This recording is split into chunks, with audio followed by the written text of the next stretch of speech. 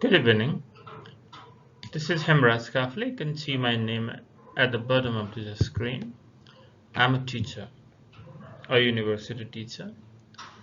So today, after many years of, I would not say many years, at least 3 decades in the field of teaching, I've tried to synthesize how I understand teaching.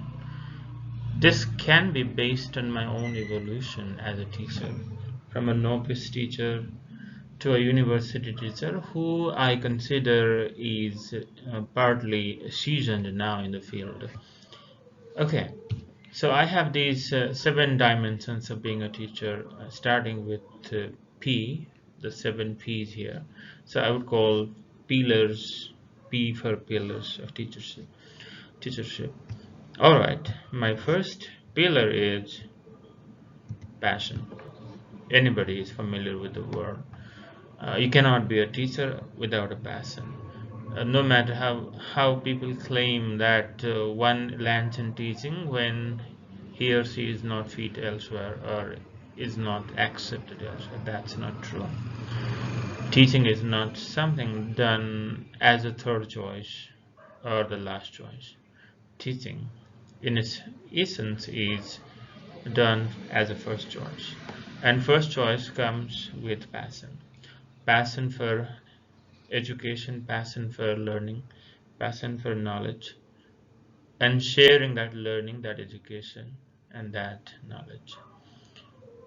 Not only that, it should be a kind of passion for connection with human beings. I mean, human connection.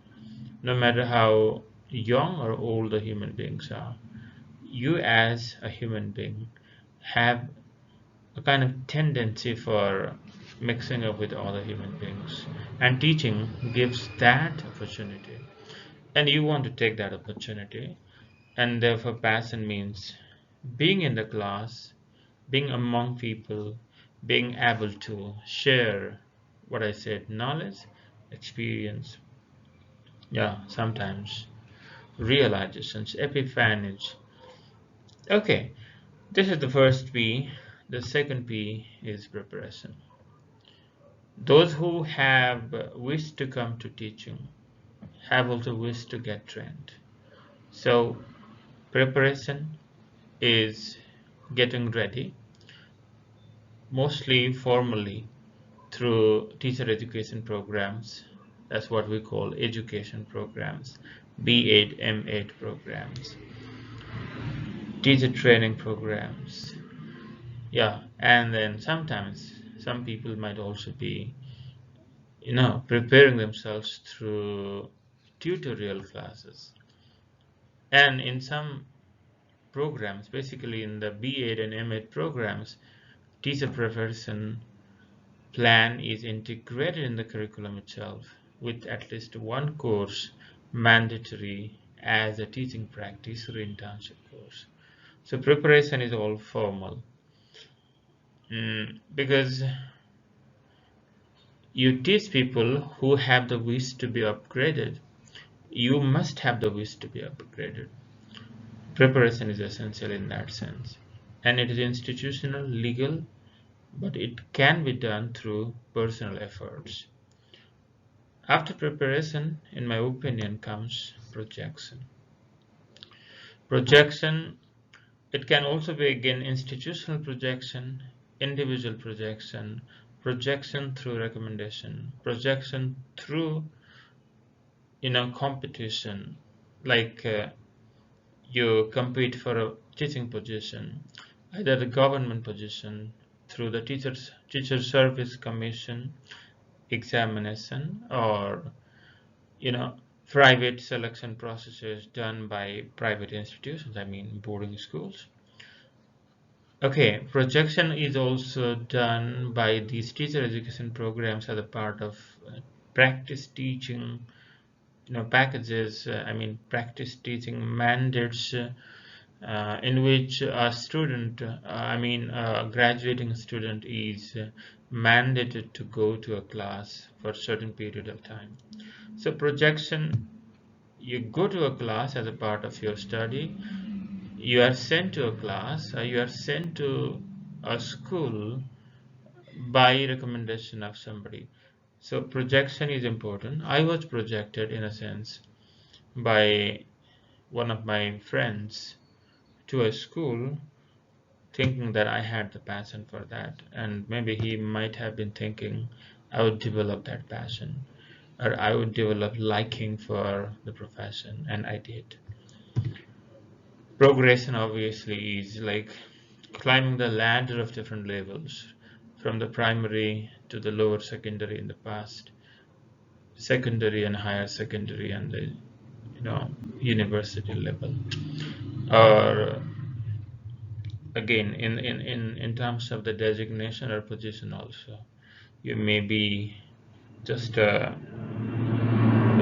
third level teacher, then your second level teacher, first level teacher in the basic level, first category, second category, first class, second class, lecturer, assistant professor, associate professor, and professor. This progression is done through your education experience and training upgrade. So it's a kind of climbing institutional ladder, and that happens, and that must happen. Anybody anticipates that, idealizes that. After progression comes performance.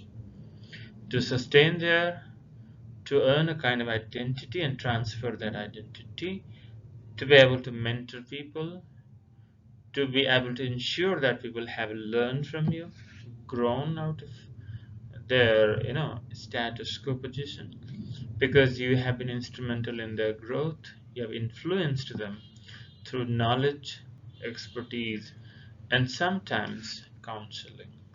All of these you know actually constitute that idea of performance. A non-performing teacher is not teacher at all. Okay, then comes potentials. As a human being exposed to learning, exposed to disseminating, and exposed to sometimes designing and creating knowledge, a teacher is essentially a kind of a person with potentials, with creativity, with innovative ideas. So, what are the potentials of a teacher? To grow, to help others grow, to create, and obviously to sustain and inspire people either to go to their chosen career or to come to the teaching, the field of teaching. A teacher has the potential of training people at different dimensions. Then comes the final P, the products. When I say product, I mean both tangible and intangible aspects of it. Knowledge, skills, certain things like that, taxonomies teachers create, and teacher documents, sometimes publishes in the form of a resource material, ultimately in the form of a book, training package. These are all done by teachers. So these can be tangible products of the teachers. As I said, learning materials, textbooks. Yeah, obviously, in the course of time, you have training packages, like I'm doing right now, and several other things, including the kind of network you have with other teachers. But this network can also be a kind of intangible product, and yeah, most of us pride in being instrumental in the growth of somebody, in the production of some idea. Actually, students are considered products from a particular institution. Graduates are the products of a particular system. So we call them alumni. Alumni are products because they connect future with the past, connect the society with the institutions from which they graduate. So in my opinion, these seven pillars are instrumental in the life of a teacher. A teacher grows and sustains in the field with all of these or some of these, but in my opinion, Passion is essential no matter whether you can create any products worth dissemination. Passion, probably preparation is also not very crucial, because people who are not educated in a sense, I mean formally educated, can still be teachers if they have the passion, because they can prepare themselves by study. Some people self project and then they sustain. Some people always remain in the same level, institutional, legal level, but still thrive in terms of being able to disseminate idea. But because these ideas, the 7 Ps, also integrate the personal, emotional, institutional, legal aspects. I think a teacher is the composite of both personal, emotional, and institutional categories, and the institutional aspect of progression, projection cannot be ruled out. Okay, overall, this is a basic idea that I have internalized in my, many years of teaching. I hope you liked it.